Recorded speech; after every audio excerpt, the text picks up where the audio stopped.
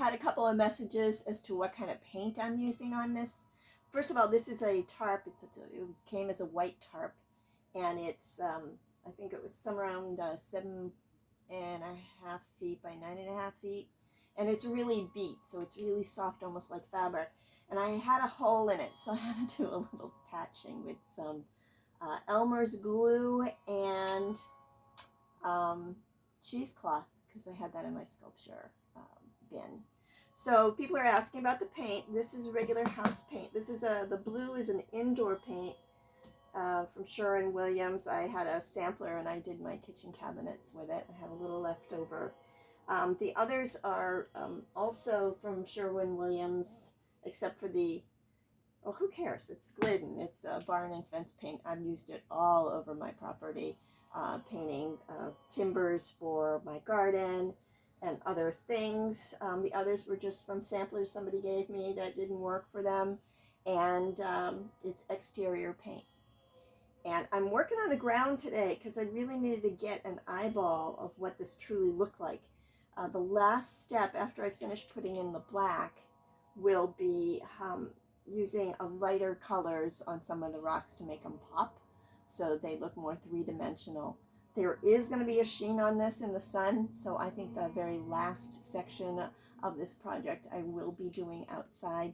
The ground is really wet right now, so, and I still have to finish this. So as to the paint that I am using, and it is paint, don't think I did this with Sharpie markers. I would have taken a ton of them.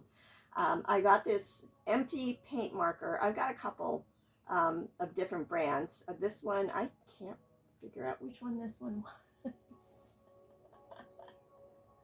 But I love these things. And when I figure it out, I'll put it in the notes because this happens to be my favorite. This is a fine tip.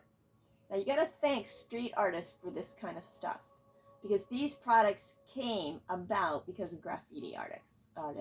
So you can buy these empty markers in different sizes with different nibs. So this one is a rounded fine. I wouldn't, it's not super, super, super fine. I've got those two. And there's a little ball in here. So when you shake it, it mixes the paint. And the paint's really important. So I'm using a carbon black, and it is from Golden, and it's Golden Flow. Don't just use any old paint. You need good paint. You're putting time, effort, energy, and physicality into doing these types of projects. So that's what this paint is. Golden Flow. Can't say more about it, man. I use this stuff when I'm doing outdoor and indoor art. I've got a big mandala on the front of my house that I take down and I touch up. I originally did it with Sharpie, but this year when I take it down, I'm going to be using the Golden Flow, so I don't have to do it every year. So I'm almost done. And when I stood up, I took this off the table. I'm usually working on the table. I thought, wow, it looks actually really cool with a white background. But for these purposes, I'm trying to just kind of give a feel of a garden pathway, a Pebble Mosaic. So, but all I'm doing, I have already gone through and I drew it out in sections. I put the colored paint in, I let it dry, and then I've gone around and I've already re-outlined each of the rocks.